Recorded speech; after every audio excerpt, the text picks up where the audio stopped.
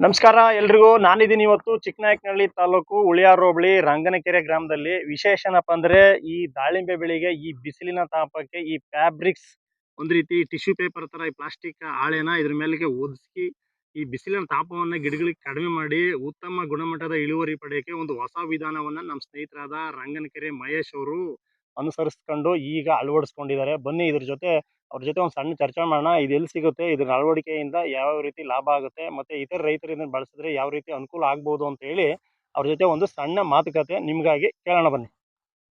ಈಗ ನಾನಿದ್ದೀನಿ ನಮ್ಮ ಸ್ನೇಹಿತರಾದ ರಂಗನಕೆರೆ ಮಹೇಶ್ ಅವ್ರ ಜೊತೆ. ಇವರು ತುಂಬಾ ದೀರ್ಘಕಾಲದ ದಾಳಿಂಬೆ ಬೆಳೆಗಾರರು. ಸರ್ ನಮಸ್ಕಾರ. ನಮಸ್ಕಾರ.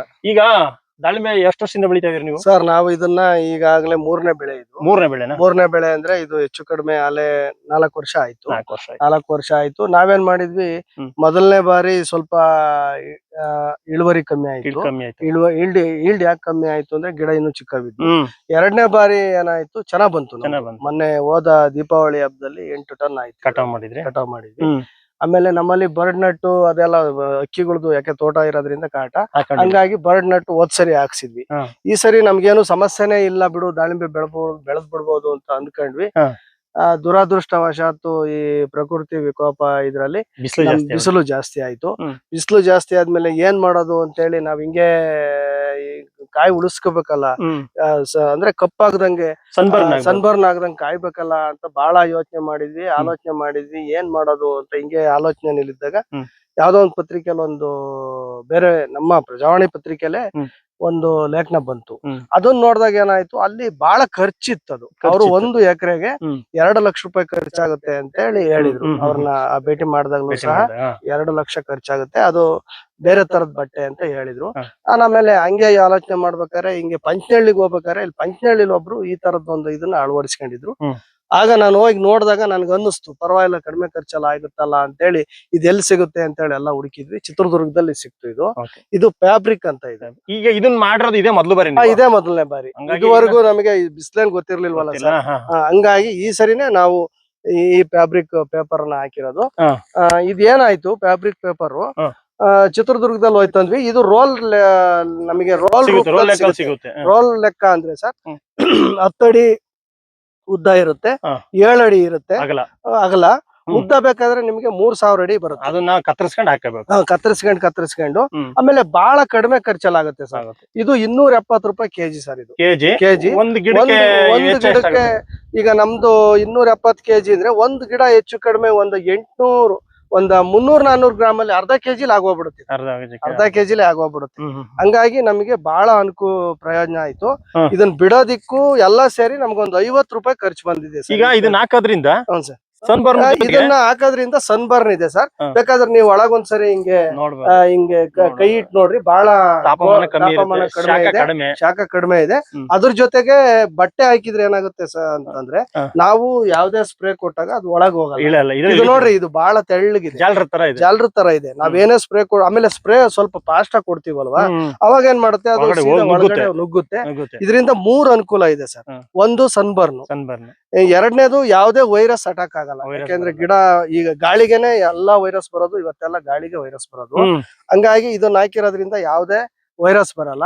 ಮತ್ತೊಂದ್ ಏನಪ್ಪಾ ಅಂದ್ರೆ ಭೂಮಿನ ತಂಪು ಮಾಡುತ್ತೆ. ನೀರ್ ಕಡಿಮೆ ಪ್ರಮಾಣ ಕೊಟ್ರು, ಯಾಕೆಂದ್ರೆ ಇದು ಕೆಳಗ್ ಕುತ್ಕೊಂಡ್ ನೋಡಿದ್ರೆ ತಂಪಾಗಿರುತ್ತೆ, ನೀರ್ ಬಿಟ್ಟಿದ್ ಹಂಗೆ ಇರುತ್ತೆ. ಮತ್ತೆ ಇದ್ರ ಜೊತೆಗೆ ಇನ್ನೊಂದೇನಪ್ಪಾ ಅಂದ್ರೆ ಸಣ್ಣ ಮಟ್ಟದ ಆಲಿಕಲ್ ಬಿದ್ರುನು ಸರ್, ಇದು ಆಲಿಕಲ್ ಬಿದ್ರೆ ಏನಾಗುತ್ತೆ, ಸುಮಾರು ಇಷ್ಟ ತಪ್ಪದ್ ಬಿದ್ರುನು ಜಾರ್ ಬರುತ್ತೆ, ಕಾಯಿ ಮೇಲೆ ನೇರವಾಗಿ ಒಂದೇ ಸರಿ ಬೀಳಲ್ಲ.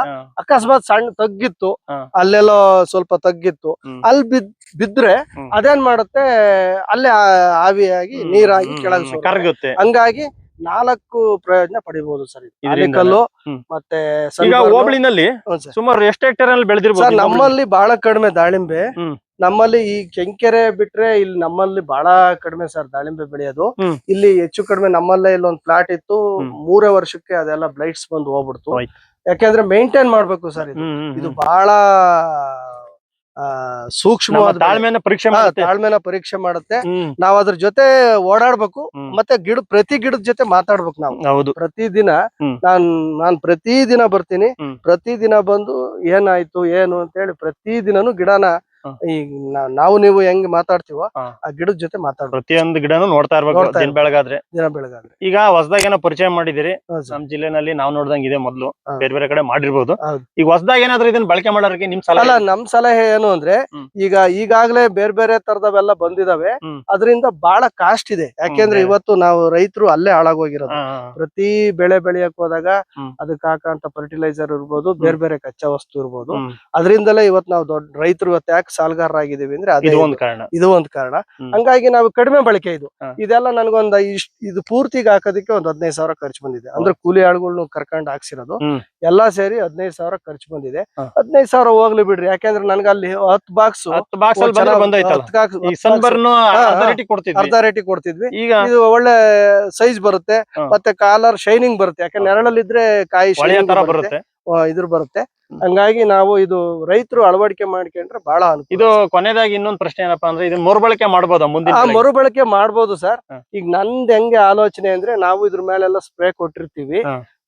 ಅದೇನಾದ್ರೂ ಗಟ್ಟಿದ್ದು ಇದ್ರ ಮೇಲೆ ಕುಂತಿದ್ದು ಆ ಬಿಸ್ಲಿಗೆ ಅಂದ್ರೆ, ಈಗ ಏನಾಗಿದೆ ಇದು ಅಂದ್ರೆ ಇನ್ 2 3 ತಿಂಗಳೊಳಗೆ ಬೆಳೆ ಬಂದ್ಬಿಡುತ್ತೆ. ಮರುಬಳಕೆ ಬೇಕಾದ್ರೆ ಮಾಡ್ಬೋದು. ಆ ಆಲೋಚನೆಗೂ ಇದೀನಿ ನಾನು. ಆಮೇಲೆ ಏನ್ ಮಾಡ್ತೀನಿ, ಹಣ್ಣು ಬಂದ ತಕ್ಷಣ ಇದನ್ನ ತೆಗಿತೀನಿ. ಅಕಸ್ಮಾತ್ ಮರುಬಳಕೆ ಬರುತ್ತೆ ಅನ್ನೋ ಇದನ್ನ ಕಂಡ್ರೆ ಬಿಚ್ಬಿಟ್ಟು ಹಂಗೆ ಇಡ್ತೀನಿ, ಏನು ತೊಂದರೆ ಇಲ್ಲ. ಮುಂದಿನ ಬೆಳೆಗೆ ಹಾಕಬಹುದು ನಾವು. ಹಂಗಾಗಿ ಮರುಬಳಕೆ ಮಾಡಕ್ಕೆ ನಾನು ಆದಷ್ಟು ಪ್ರಯತ್ನ ಮಾಡ್ತೀನಿ.